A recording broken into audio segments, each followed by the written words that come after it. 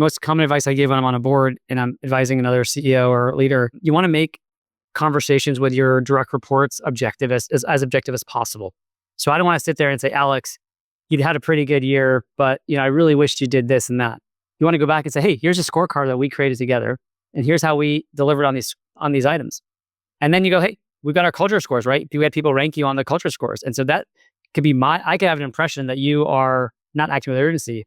But if I then see that 8 of your 9 direct reports ranked you very high on urgency, as an example, or commented very glowingly about your urgency, then I know my anecdote is being overridden by real data. And so I try to make it very, very objective. And so that by the time I have a conversation, they've read their review, they know where they stand on the metrics that they were supposed to deliver for the year. And so it turns into a more fair conversation that you can then start from a point of honesty, which is saying, hey, I think you act with urgency, but if your team doesn't think that way and your peers don't think that way, let's ignore what I think and talk about why is that coming across. Savneet, it's great to see you again. I really enjoyed our last podcast, which is why I was excited to have you on again. And I think it was only about 12 months ago, and a bunch of ideas you brought up in that episode were kind of ringing through my head, especially the sense of urgency that you bring as a CEO, which is a value I want to bring as a CEO as well. Can you just dive into that just a little bit more? There's a sense of you having urgency, but kind of projecting that through your team is another challenge within that. Would love to hear kind of in the last couple of years how you've learned how to project that urgency. Yeah, and I think it changes as you scale. But I'd say a few things. The first is, if it's organic to you, it helps a lot. And so I've always been an urgent, impatient person, and so I think it helps a lot if you're that way, because then your team absorbs it. The people you hire are like that, and it kind of compounds. The second thing I'd say is, if it's not natural to you, and generally it's natural to anyone that's a CEO or a leader, you then have to make it really deliberate. So, urgency is one of our values, act with urgency. It's literally our first value at PAR. And so, coming in the door as a new employee that the urgency matters. I think we talked a little bit on our last podcast, but, we're a really values-based organization, but values to us are really different than most companies because they're not about curiosity and fun. They're about delivering outcomes to our customers so that we can create value for our shareholders and ourselves. And so, our values are crazy intense. They're act with urgency. They're deliver outcomes, speed, never settling. And so I think codifying it and being deliberate about those values matters a lot.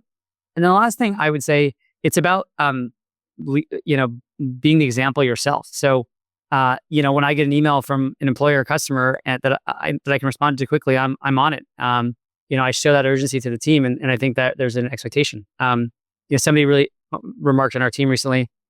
I went to a restaurant technology show, and and obviously when the CEO shows up to a show where you've got a lot of your team members, it's a fun thing, but it's also a stressful thing because everyone thinks they're being watched, and they're really not.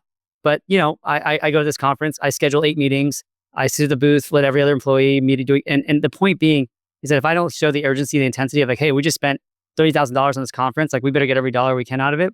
And if I just sat and said, hey, let's have a drink, let's chat, let's have some fun, that would create a very different culture. And so, in the comment that our teammate made is, hey, you're the only CEO at this conference. And I'm like, I love that because it shows that our culture is different. And so I think it's the last part about you got to live it and yourself, and it'll compound, across your organization. And then you celebrate examples of it to people that do live that.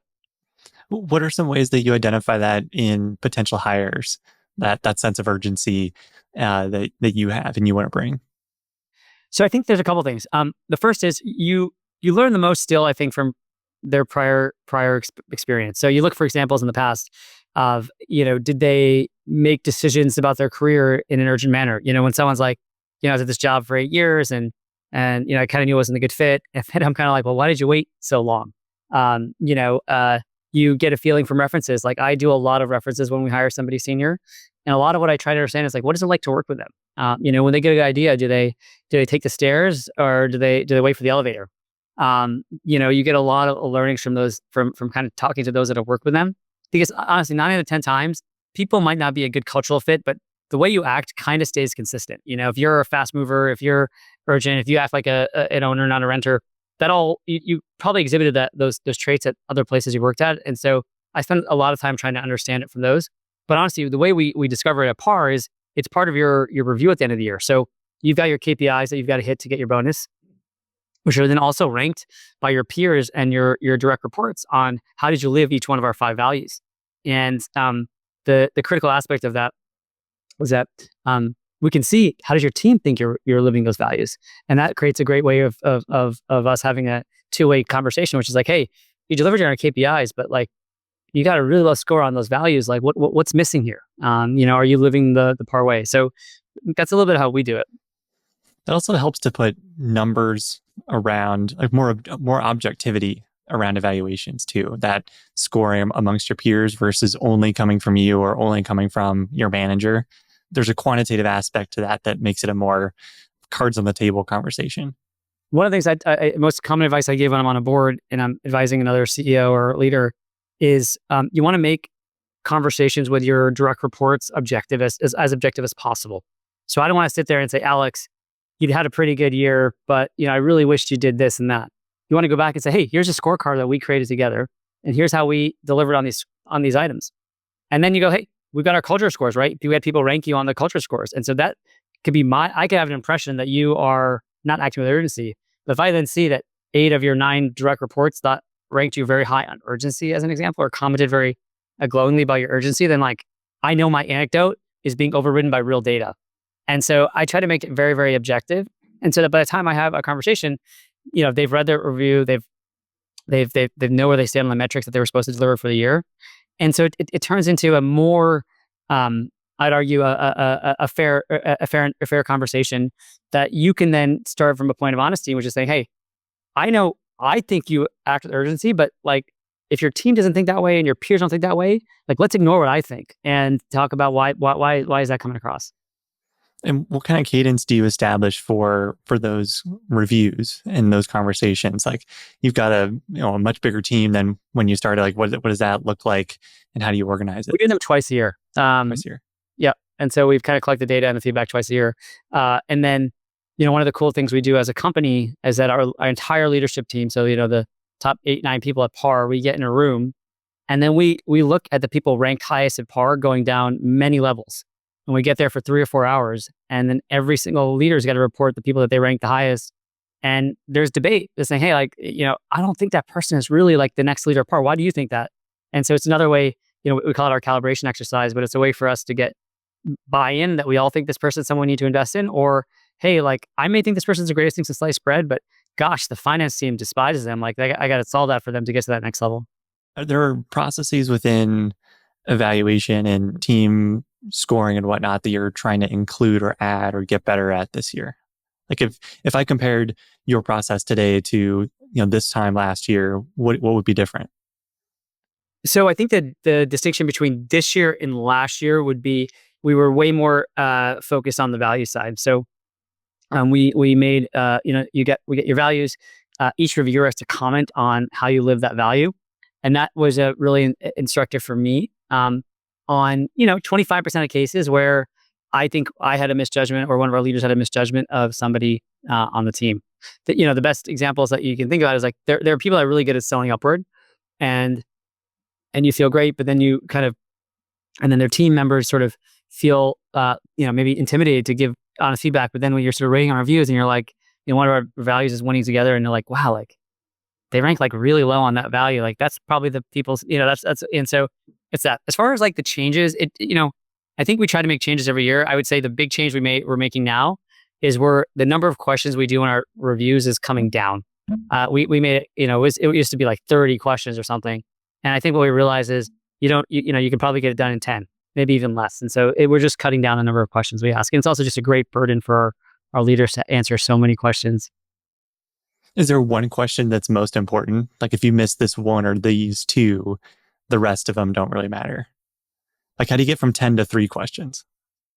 I don't think there's one. No, I don't think so. I mean, I think that each question has a specific purpose.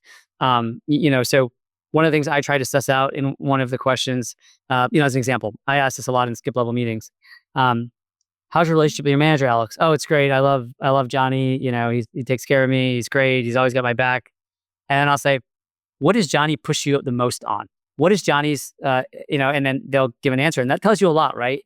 oh yeah, we don't have that kind of relationship. It's more collaborative. I'm like, okay, that's concerning because then Johnny's not sort of creating that. Or man, he's just like obsessed with me hitting my targets. I'm like, well, it might be a good thing, because we have narrow targets here.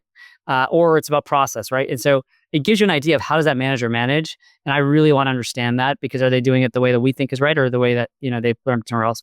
That's like an example. Another question I always ask is tell me your manager's best skill. And then tell me your manager's, it was one area that you wish you got more from your manager. And so, an example, the single biggest, yellow flag to me is, when you ask what the best skill is, it's generally I call them throwaway. They're very fun. They're super collaborative, very supportive. These are great things, and you want all of these things.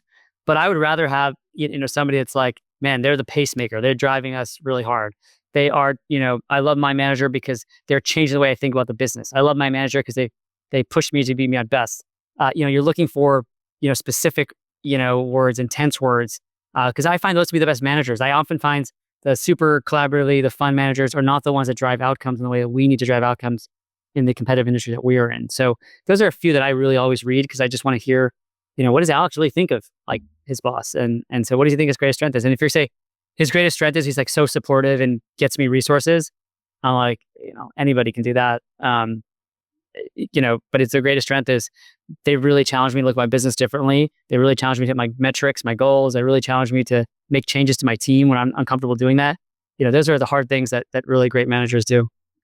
We're kind of bouncing around it, but you talked about there's a unique view on spreading culture at scale that you talked about. We're kind of jumping around it, but I think it would make a lot of sense to give what's your foundational philosophy for culture at scale, especially being a public company, which has its own interesting dimension too.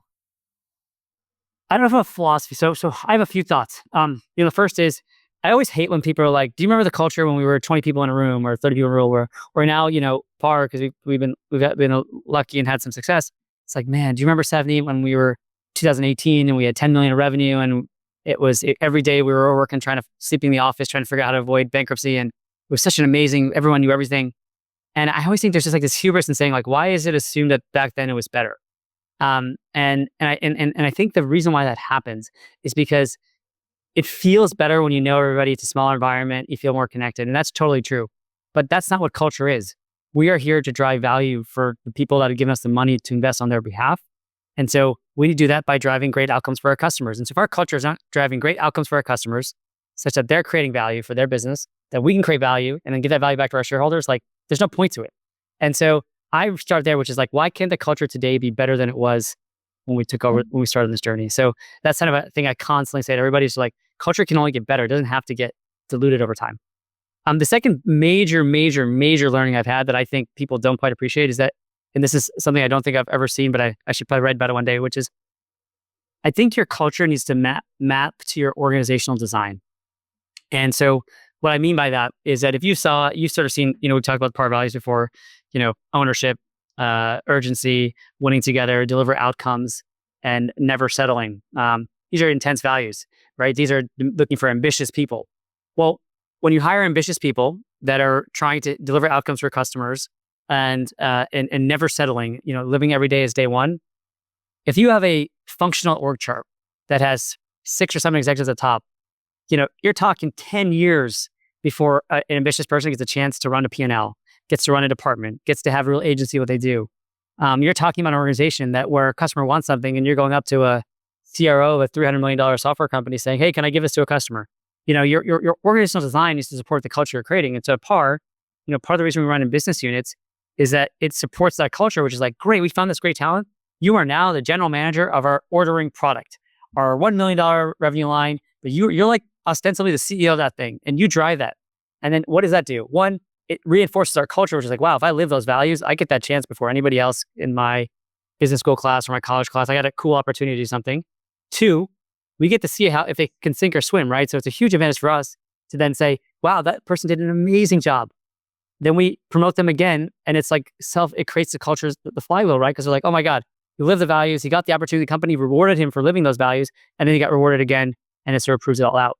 And so I think your organizational design has to match that culture that you're trying to create. That's not right for everybody. That's our style, where we look for these sort of ambitious, emerging talents that are willing to take risks. And you've gotta do that. And I think excuse me, I had a meeting with a young employee, and she was in my office, and I said, what's your goal? Like, what do you want to be? And she covers marketing enablement within one of our product lines, and she says, I want to change the world. And I'm like, crap. You know why? That's an ambitious person that I have to make sure we can create a roles as she never wants to leave here. Because if we don't train her feeling that she's working her way to change the world at par, like she's going to leave.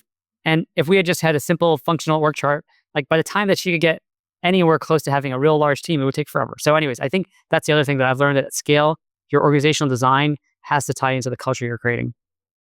What companies have a different organizational structure, but you admire them even so? Like what companies do you admire that are different from PAR, but have a similar philosophy with organizing their culture and teams? I think there are a lot, actually. I mean, I think that if you think about, so listen, lots do what we do, right? I think if you look at some of the success of Microsoft, it's because they've got these general managers, they've got these great, kind of mini CEOs running these businesses and working collaboratively together. I think they've done well, but I'll focus on software. I think there are certain organizations that have found a DNA around building and shipping product through a centralized product group that works really, really well. So, one of our peers is Toast. I have tremendous admiration for their ability to ship product, keep it unified, and run in a more functional design. Versus having different units. So I think that's a great example of a company I look up to, and I think has done a really phenomenal job of building products for the end market they serve, and staying quite functional. So I think I think it can really work. It just depends on the DNA of the company you're creating, and I think part of it is what scale you're at. I think a lot of it also matters if the founder is still running the company, and because oftentimes they still control a lot of the decisions around product and go to market, and so. I think there's a lot of different things. So I think both work, but that's an example of a company I think has done a really good job with it. I don't have a ton of insurance questions running a podcast, but anytime I do have a question or just am curious about something, I ask August Felker at Oberly Risk Strategies. Whether it's directors and officers insurance, errors and omissions, vehicle fleet insurance, or anything else, August is my go-to to ask. Oberly is used by hundreds of CEOs, many of whom have been on this podcast. So whether you're acquiring a new company or evaluating your own insurance today, reach out to August at august.felker@oberly-risk.com. Insurance reviews from Oberly are free. Let them take a look and give you their expert assessment on your insurance needs.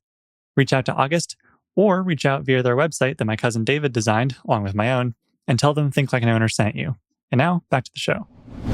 What mistakes around organizational design did you make early on? Oh, I mean, we've done a ton. The first thing I did when I came to PAR is we became completely decentralized, because I sort of felt that one P&L with a hardware services business and a small software business. When we took over PAR, we didn't even have $10 million of software revenue. And so, but that was the focus of the business. And so I was like, who owns that? And it's like, well, the CRO that owns also the hardware revenue and service revenue. I'm like, no. We need someone that owns that revenue line, because that's the most important thing. And, that was, I think, really successful in kind of creating that.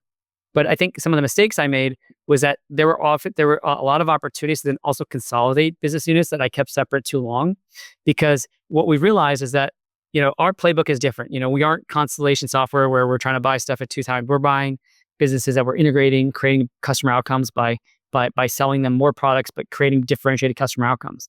And that oftentimes works better in a consolidated manner. And so one of the mistakes we made was, we separated certain products that probably should have been together earlier. And the reason why that was a mistake was not that they actually work great that way, but the product innovation got stifled between the two of those things. And so in the areas where we could combine two products into one is where I was too slow to combine them. So that's an example. Another example was we had a consolidated product team for a long time. Great leader, someone I look up to and respect. And the idea was, well, we should have one product team across all of our products. And when we did that and did retrospective a year or two later, what I observed was the following. All of our products were slower to deliver new features and functions. All of our team felt we were farther away from our customer than we were a year or two ago. And all of the direct reports felt like they couldn't go as fast as they wanted to, and they all felt a little more disengaged. And I thought that was so interesting, because we had a great leader, very accomplished person. And when I dug into it, actually made a ton of sense. Well, what's the point of a product manager that's selling point of sale software being looped into a generalist who's covering point of sale, loyalty, online ordering, back office, cyber. Like when your mandate is so wide, you don't add a ton of value to each individual direct report that you have, and you don't have to. That, but then those direct reports, they need to feel like they're kind of still driving their own ship and they're still listening and being the voice of the customer. And so that was an example where we then pushed product and product marketing back into the BUs, and then kind of created a group that does the centralized engineering, centralized products across all of them. But the core product development we kept within the BUs, and I think it just created another layer of management. So things got a lot slower. And again, think about our customers. Hey, I got a product with a point of sale. You bring in the head of product who's not a specialist in point of sale. He knows it really well, but he knows 7 products really well. Like it's like, what's the point? And so that was one of the mistakes we made too. Well, I would imagine too that for any of the folks on that product team, it's their random thoughts throughout the day, out the day while they're walking their dog or showering or something. Like those aren't accumulating to a single product. It's more of a portfolio of products that are not very organized in their head. Like when I think about the job or podcast and everything I'm working on, like if it's focused, then all of my random ideas kind of focus around that one idea versus being spread across lots of different things. And those like insightful ideas you get just doing random stuff throughout the house, those accumulate to one place versus being spread like peanut butter. I couldn't agree that more. I think I call it the shower test. I think that when you think about something a lot and then you go take a hot shower, or I guess now a cold shower, and you'll have these like ideas that sort of spark like something that you're like a nonlinear form of thinking, and I think what happens there is like the subconscious comes to the front of your mind, because you're being stimulated by something else, and you can then be like, oh crap, like amazing idea comes out of that. And but I think that when you have 5 things going on at once, instead of having that non-linear thing, what comes out of your mind is actually the next linear step, which is like, oh, I got to do these 5 things. I forgot to do these 5 things. Versus, oh my God, if we did this to the product, we would open up all of this other stuff. And so I think when you've got 5 things going on, you just think of the next linear thing on your task list versus you got one thing you're obsessing about. You can think about the non-linear outcome that, gets lost by a big to-do list every day. Where do most of your random ideas, your shower test ideas, where do they come from? Do you plan out walks throughout the day, or where do those originate for you? It's completely unstructured. I would say, so when I'm making a big decision, the people at PAR would tell you I'm the most annoying guy in the world because I'm just literally walking the building like for hours and hours, just thinking and thinking and thinking and thinking. Just a few months ago, earlier in the year, as an example, it was March. We acquired a convenience store software company, and it was really contrarian. Our stock went down 9%. Investors were like, "What the hell are you doing? You guys are are screwing up the thesis." Blah blah blah blah blah. But I obsessed on this for days and days. I probably walked 100 miles just thinking about it. And so when I am consumed by something, it's a lot of walking and thinking and there. But for me, on the day to day, as far as like what I get ideas, it is almost always after intense exercise. Is that when I find that like my anxiety with all the day-to-day stuff goes away. And then, it's the shower after that, or on the drive home from the gym, I'm like, oh crap. Like, that's where I find it hits for me. It's usually after some intense exercise or some physical thing. Can you dive into making big decisions, especially ones that are not necessarily popular? Like, how do you go about that? How do I go about that? I mean, I think every good leader has to be a good listener. You've got to take in a lot of opinions. You got to hear from a lot of people. But I think, what makes a good leader is a person that can then figure out like, this is the path I want to go on, even if it's not the path that we were, advised by. And, I kind of get there by just always thinking I always think of PAR was, I owned 100 shares, 100% of PAR. What would I do? And I make every decision that way. And, this is a great example. I'll give you an example. We just finished a company-wide town hall, and, we're talking about a lot of the good wins we had this year, the mistakes we had this year. And I said, what we need for 25 is our contrarian bets, because, consensus stuff doesn't work. And I gave the example this year, this convenience store deal we did that I mentioned. This was hotly debated internally with our board being like, hey, like you're a restaurant company. What are you doing here? And I says, when we funded it with a pipe with our shareholders, there was a lot of like, what are you guys doing? Like, this is not what you do. And that's really hard, right? It's very hard to go to your board and say, hey, I want to do something that you guys probably don't like. It's very hard to go to your top shareholders who've been so supportive of you and saying, I'm doing something that's kind of off thesis in your mind, but trust me, And by the way, our thesis is really simple. Convenience stores were becoming the next restaurants. They were taking share. We saw this happening, but the data wasn't there yet, but we kind of believed it. And so I got there by just having a ton of belief that the data that I was seeing and that I could see the world going that way. And then I just kept saying, man, if this was like, if I was the only shareholder, like I would do this. And so you go out there, you do it, and it's tough because, then your stock goes down 9%. And you're like, oh man, am I wrong? You start questioning yourself. But, fast forward, it really proved out. Another great example was, just this is a smaller thing, but we just equitized $100 million of debt that we had just like a month ago or something like that.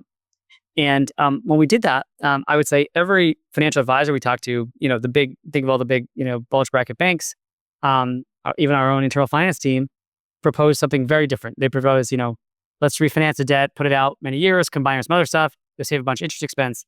And, my perspective was different, which was, we should delever because what has been one of the great tools that we've created shareholder value on is by M&A. And by having debt on the balance sheet, you really don't have the flexibility to do more M&A down the road. But the challenge is that when you equitize debt, like your stock usually goes down because you're trading, you're diluting shareholders for debt. And so, we went to the board and it was the same thing. We said, hey, like, this is not what our advisors recommended. We hired two specific, really, fancy advisors, but I really think this is the right thing to do. Here's why I did it. And the board supported it. And guess what? Our stock went up. And so that was the opposite of the first one, which was like, I took some time to get validated. This one, we were validated right away.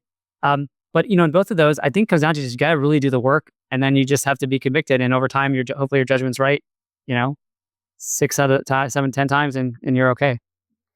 Well, the equity deal seemed particularly interesting, and I did see that, and was kind of made a mental note to ask you about it because, you talk about when your stock is low, that's a good time to buy and sell when it's high. It's effectively what you did. Like the stock was pretty close to a record high, and so your equity was at a price where it probably made a lot of sense to swap it out with debt. Yeah, I mean, I think it came down to me, which is like, we financed the company through converts early on because that was sort of the only financing tool we had when we took over the company. And it was very simple, which was we don't by pushing out the debt longer, all you're doing is postponing the eventual dilution. And because I think our stock is going to go up over time, I'd rather deal with that dilution now than have to do it down the road. But more importantly, I wanted the flexibility of like, let's just say we found a great acquisition. Guess what? Now we have $100 million of more debt capacity we may need, or our balance sheet looks better that we could do a large equity financing if we needed it. And so to me, it was that point on flexibility that I really wanted to get to. I think, now we have a good track record of the M&A working so that, we can do that. And so, like I said, it was not consensus. Like, the convert market's been so hot, you can get terms that are unbelievable. But for me, it was about having that flexibility. Is there a debt load you're looking to get to or hover around that you feel comfortable operating with? No, to me, it's just what's the cost of capital at the time we want to acquire something, and provided we have flexibility, or we're not sort of risking, the long term. So, as an example, we have done deals where we use equity and it's highly, highly accretive. We've had examples when we use debt because there was, I remember we took on a debt piece that was 1.75% or 1.875%. And I'm like, close to free money as we're going to get. So that's a great way to finance it. So to me, it's what's the cheapest cost of capital at the time you want to do a deal, provided that you still have lots of flexibility on the balance sheet to do more down the road. Yeah, certainly. Can you talk more about the M&A side and especially what works and what doesn't, and what you found makes a successful deal or not? When we think of M&A, for us, M&A kind of falls into two buckets. There's M&A that I call product-led M&A. We're buying a net new product that we don't have today, that we're adding it to our solution. And the rubric we use is that if we had that product within PAR, does adding that product to PAR create a unique customer outcome that we couldn't do it if that product was not owned by PAR? So said differently, if we had those products under one roof, could we build something on top of, or create a seamless service experience or a data experience that the customer is like, oh wow, that felt different than if I had two different vendors for those two different products. That's kind of lens one, which is, can we create a unique customer outcome? Lens two is, can we make the math work, right? Does the math actually work? And then lens three is the organizational cultural plan that we build on top of that. And so that M&A is very product-led for us. And I tend to find that works better for us and probably for most companies, because you're avoiding a lot of the conflicts that happen when you do the second type of M&A, which is what I call market share acquisitions. This is when you're buying a competitor. Because when you buy a competitor, those are the ones that listen on paper, like, as shareholders, like, oh, it makes so much sense. Coke and Pepsi should merge or whatever. These things do the same thing. Why do you have two different companies doing the same thing? But the problem when you do that is that pretend it's an enterprise software product and you have two different products now that do the same thing under one roof. Well, like, it's really, really hard to go to one group of customers and say, hey, we're going to move you all over to this other product, because they didn't buy that product. They chose this product, and likely they chose that product over this product over here. And so that's an incredibly challenging process. And you actually are increasing churn, right? Because you're like giving the chance to opt out of their existing deal. And so you likely churn some of your customer base, piss a lot of people off because they didn't want your product. Now they want it. Now they kind of have to move to your product. And I think in an important manner, you then have to deal with the team issues, which is, which product team do you keep? Which salespeople do you keep? Like, there's so much conflict that happens in that mess. And then it's very hard to convince that acquired company that they're important to you or your team, because you're like, they're like, clearly it's so you create this massive cultural mess alongside of it. And so to me, that those deals only make sense if you've got an incredibly detailed integration and product plan, and you go in knowing, hey, acquired team, we're here to buy your customers, not your product. And that's a tough thing. And so I find those deals a lot harder versus buying a net new product where you're integrating into your existing tech stack, giving your sales team another product to sell in their bag, and then hopefully create this flywheel where your customer is getting something special from you that they want to come back and buy more and more.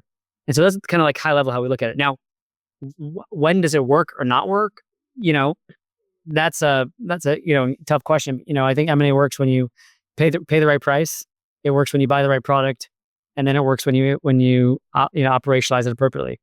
Paying the right price is easy. Anybody can figure that out. Not anybody, but most people can kind of figure out what's that.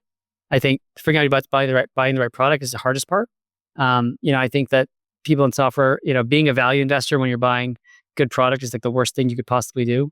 You want to pay up for the high quality product because you don't want to inherit a bunch of technical debt. You don't want to inherit a bunch of stuff that's not working. And then I think, the execution on top is obviously the most critical part, which is, cool, we have two products. Like, do they ever connect to each other? Do they ever talk to each other? How do the teams connect? What's the organizational design? What are we going to commission these people? Which sales team? Like, that's those are the details of it. And so at PAR, we have this really great framework where, when we buy a company, we create a financial plan, an organizational plan, and a culture plan. And those three plans gotta, be kind of signed off or relatively signed off before we close the deal, so that all parties know what we're getting into and committing to before day one. Who's on that teams that create those plans? So if you're going to lead the integration for a newly acquired company, how does that, from your team perspective, get assembled and led? Yeah, so early on, it was me. I was a one-man M&A team. Now we've got a great M&A. I have a colleague that sort of manages the M&A process. So think of that as corp dev. And then it depends where the product is slotting under. So, for example, on our acquisition of Stuzo, which was a loyalty product, it went into our loyalty business called Engagement Cloud. And so that was driven by the general manager who runs that business for us. And so he is working on the organizational plan. And then together we're working on the culture plan and the financial plan. So it sort of depends where it's slotting into, but we centralize that to myself and the key leader that's going to own the results of that. Generally work on that together, because it is the kind of the most important thing going in that you got to get right. Yeah, absolutely. On the M&A front too, you started with Terra Holdings being the thesis around buying multiple software businesses and being a kind of mini constellation. And your thinking has evolved since then. And now, of course, you're, instead of leading a collection of software companies, you're leading one big public software company. And of course, software consolidators have become a much more popular model in the last 10 years. I'd be curious to hear just how your thoughts have evolved or perspective has evolved as that model has become more popular. It's funny. In 2018, when I made the decision to step into PAR, at that time, I was actually starting to get really concerned of, let's call it, like, the constellation copycat model. And that's the pot calling the kettle black, because that was that was me, right? I talked about it. I recruited for it. I built a team to do it, have funded teams to do it. It was something that I really was passionate about. And the insight back then was, I don't get how the public markets think that you can buy a bunch of stuff at 2 times revenue, and then magically, when you take it public, it's worth 6 times revenue. And that was a playbook everybody was running back then. And the argument was, well, the revenue base is larger, and so it's more defensible and it's predictable, so it should have a very high multiple. And I agree with that. But a lot of it was, this sort of like simplicity thing, which is like it just seems too easy. And if an MBA can do it, and anybody can do it. And so I started to get really concerned because I thought it was getting too competitive, and so the multiples would go up.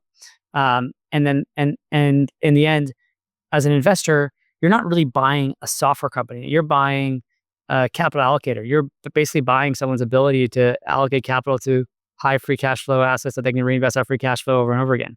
So it's not really like you're buying a software company. You're really buying just a free cash flow machine, and you're trusting that person to reinvest that free cash flow on your behalf. And so I was sort of, curious if the market's really appreciated that. Like, should this really be trading at cash flow multiples or asset management multiples?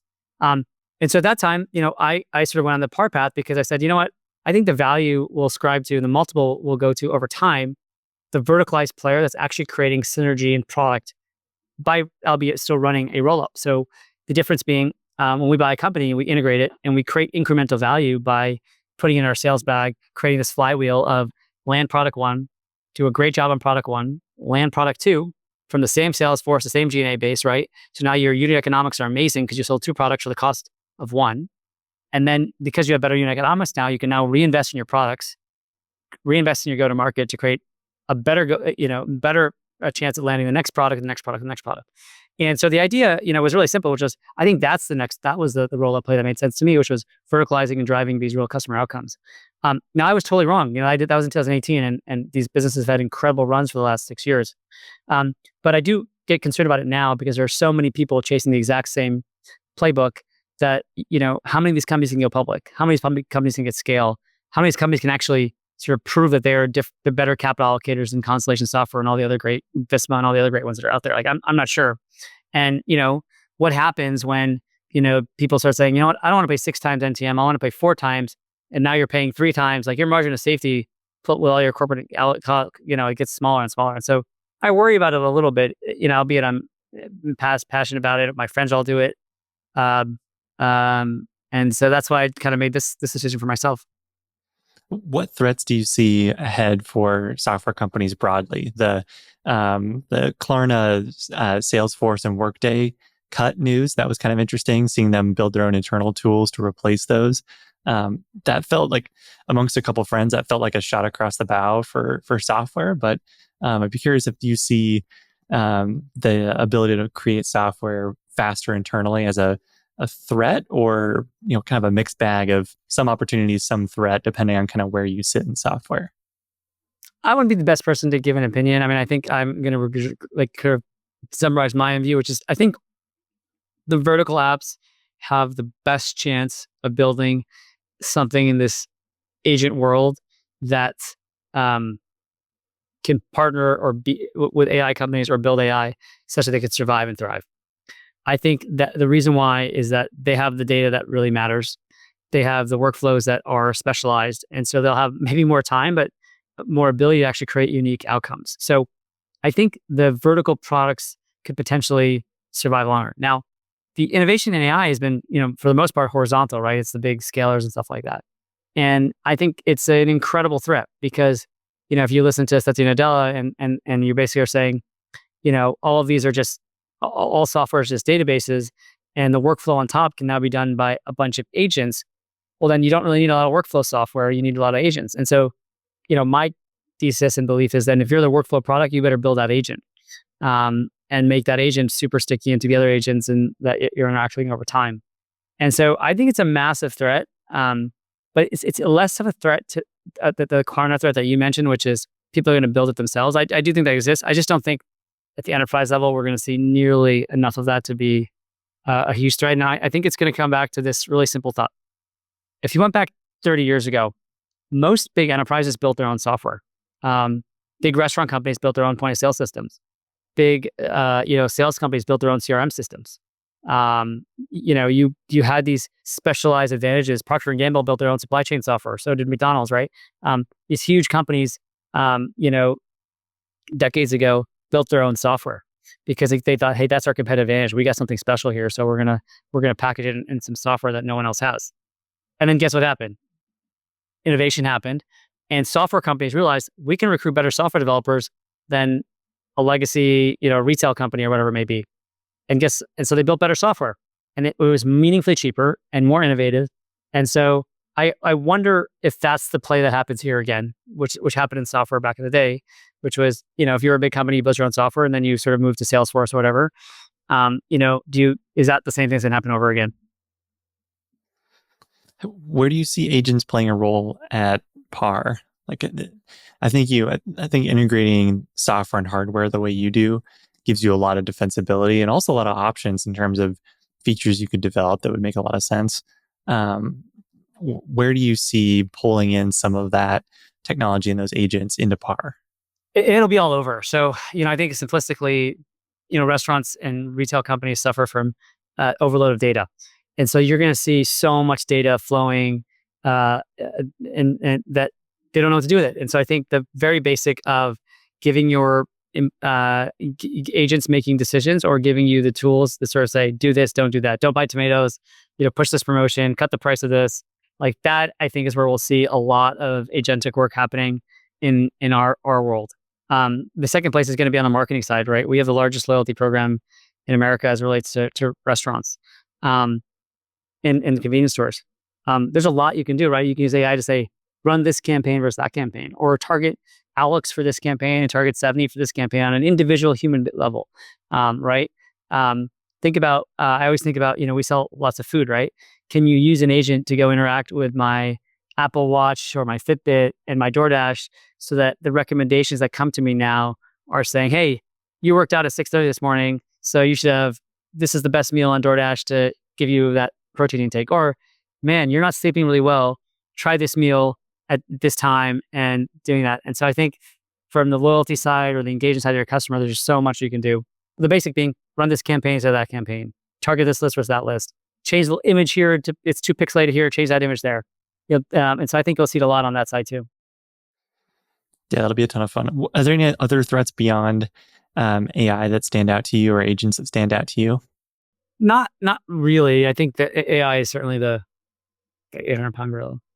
One thing I was kind of curious about from our earlier chat too was around incentives. You have a pretty clear incentive program that reminds me a little bit of EOS as well, for each employee, and based on KPIs and whatnot, and comes with a bonus.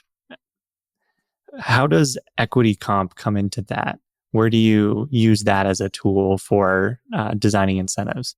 Once you get to a certain level of par, you get your salary, you get your bonus, and then you've got an equity compensation that comes with it. In my first year at par, I realized that's not enough to retain good talent, but it's also not enough to find those gems of people who deserve more, but may not speak up, may not be the squeaky wheel, and you don't know. And so we created something back then called the CEO bonus program, where we collected a pool of equity, and I asked every manager to say, who are the people that deserve equity in your company? And we had them force rank it. And so we would have people literally on the shipping dock getting stock for the first time after working at par for 40 years. We would have, and then we obviously have our great software developers, our product people, our marketing people who did great jobs get it as well. And that was a way to sort of push equity in the hands.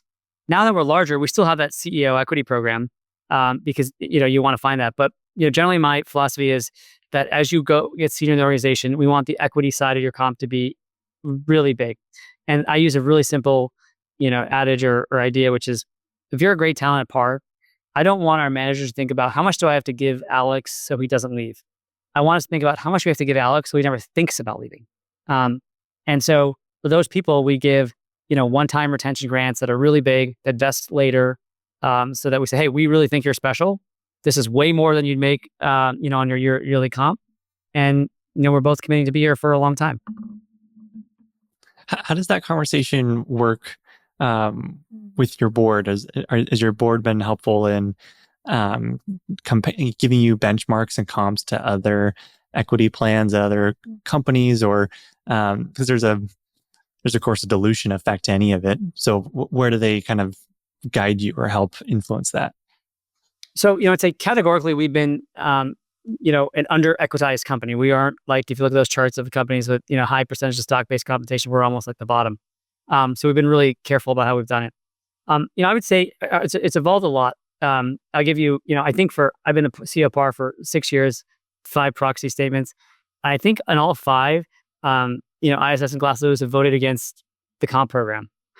In my first year, it was because it was too variable in nature, which is insanity to me because I'm like, because I didn't want, cash comp, I wanted equity comp based on performance targets. It was too variable in nature.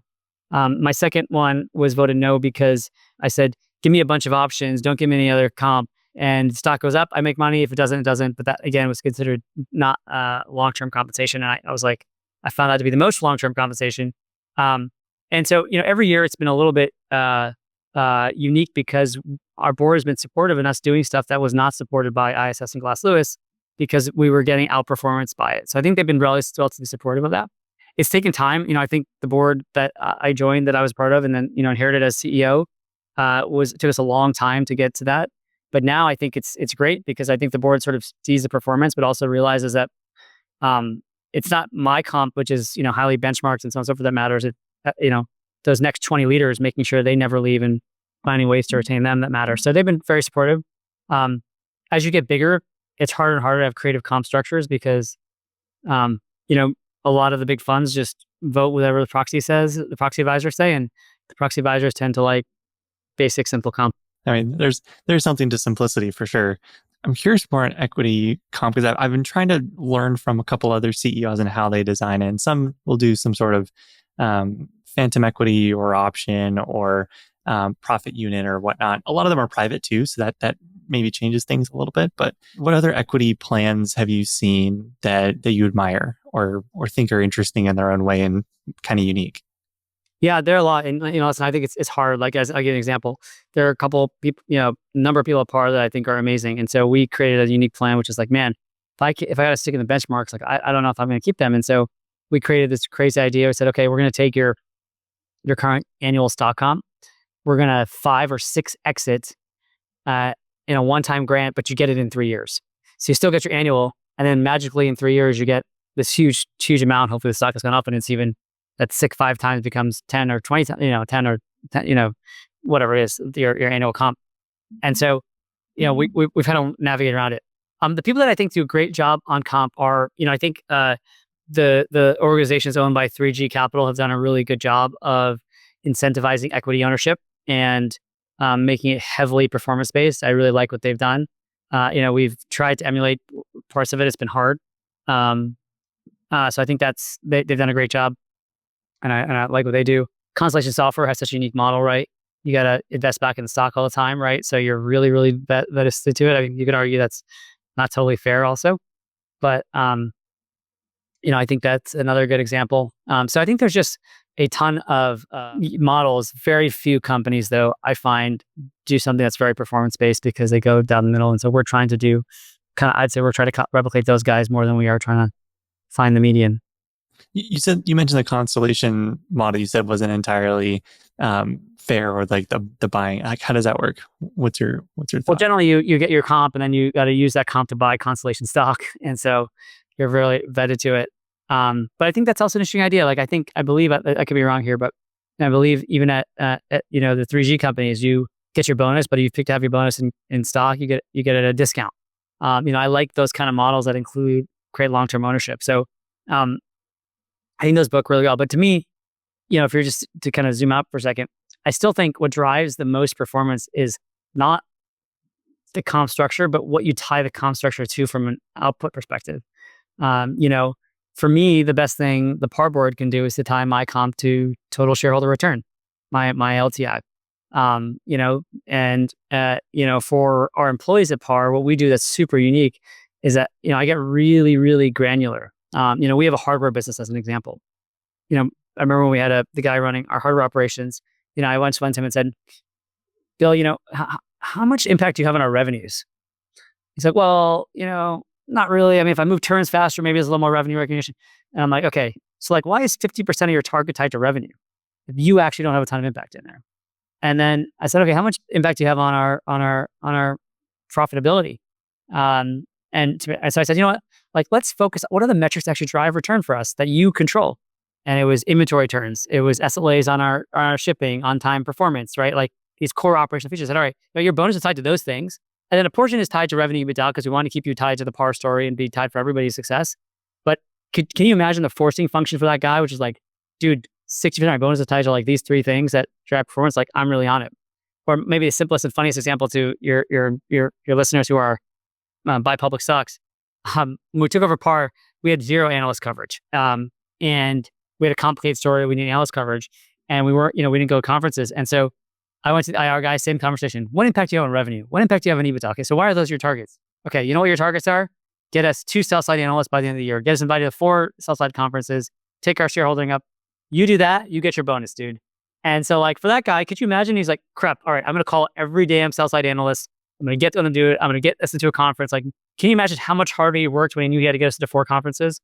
Like he would have begged, borrowed, and pleaded to get us in there. But and so to me, it's not just like, it's like, what do you tie what's the outcome to is what really drives it. Yeah, I love that. Is there what are some of the more unique like actions or results that you've tied comp to? Like I like the hardware example of turns. I think that's an SLAs. That's especially a unique one. More some more examples around granular. In the call center, we're going to do one this year, which is like, okay, we want to cut call center by using AI, and so we created a metric around that. On the developer side, what is our cost per feature? How's that declining every year? I think that's a really unique metric for R&D. HR, what do you own? Well, HR team, they say, well, we're kind of like advisors. I said, no. If you do a good job advising, the company does better. So you own employee NPS. You own the performance management programs. You put really tough targets. You find the things that each individual job actually owns, and then you put a target on that. So that's like a one that I always thought is kind of interesting. So like, or you have a big KPI, like, IT team, like it's not cost, like, do we launch with Salesforce.com? Do we finish the ERP system? Do we get the outcome, not the output? And what you end up discovering is when you do this is a lot of people are focused on output. Like, hey, I put out the performance management program. I'm like, that's not what we're hoping to have. We're not hoping to have a performance management program. The hope is that the performance management program creates a new outcome. That's what you should be measured on. So like, if you're a company, you have a diversity policy, getting the policy out the door doesn't matter. Did you become diverse is actually the metric that we should be measuring against. And so changing your team on this mindset from output to outcome, I find to be really, really, really powerful in driving results. I'll give you another one. We give every employee, if you go find $1 of savings, you get 5 cents. And so every year we get tons and tons of submissions of, I switched from DHL to FedEx, or we can cut out these instances of these tools that no one's using. And so it's about, there's all sorts of creative incentives you can do to find cost savings. But at the leadership level, it's really, really about being super specific about the goals that those people drive. Have you built a leaderboard for cost savings? Like who's saved the company the most money? We haven't, but we should. It's a good idea. You'd find like you could make a playoff of some kind. There's got to be a way to make that do a leaderboard of some kind. I'm stealing that. I remember that from our last chat. Like you get like $100 or maybe it's $1,000 if you can, save a 60-minute meeting or a 30-minute meeting. Yeah, we used to do all sorts of stuff like that. But it's just about like creating the momentum behind it. Again, the money doesn't mean anything. It's like the culture of it that's like, oh, like this is what's cared about and rewarded at par. What have I not asked you that is top of mind and you're spending a lot of time thinking about right now? In the details of what my life are really about. Okay, par very specifically is, hey, we've kind of uncovered how to cross-sell products. So how do we accelerate that? How do we function and structure our teams? Because that wasn't, our success the first few years was not that. So where do we consolidate? I think a lot about this incentivization question. How do I keep the next 20 people here forever? And what can we do to make sure they're focused on the right goals? So I spend a lot of time thinking about the team. Are they in the right seat? Are they in the right places? Are we mentoring and doing our best job there? And then I spend a ton of time on M&A. M&A's works really well for us. And so thinking about what the next vertical or product we want to add to par. Well, how do you incentivize the cross-selling piece, especially with if you're bringing an acquired company that has a unique product that you can now integrate and use? Like, there's got to be a huge piece of education with the sales team and product teams so they know what that product does and how it fits. Yeah, it took us a while to figure this out. So I think one thing is, um, you get the best cross sell if you have the same salesperson selling it, and then you make the quota relevant to. It doesn't matter what product you sell, you still get the quota. But what I like to do is, and I encourage our sales leaders is to push this in places. When you're starting to introduce cross sell, pay more for the product you want cross sold. Pay way more for that. And then when you notice if 6 months later, like it's not selling, then you're like, maybe that product wasn't meant to be cross sold. Because we're paying double commissions or something and it's not happening, then you kind of know. And so I like that as a data exercise, just to figure out, can this thing be cross sold? Because not all products can be cross sold, right? Maybe it's a different buyer persona.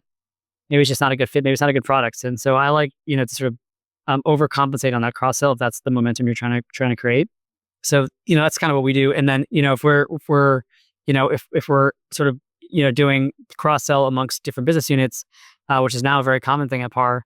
We do spiffs, we do sort of retirement of quota, but I would just say the key thing on all sales comp is like you just got to keep it fresh. So you got to keep changing it, otherwise things get stale.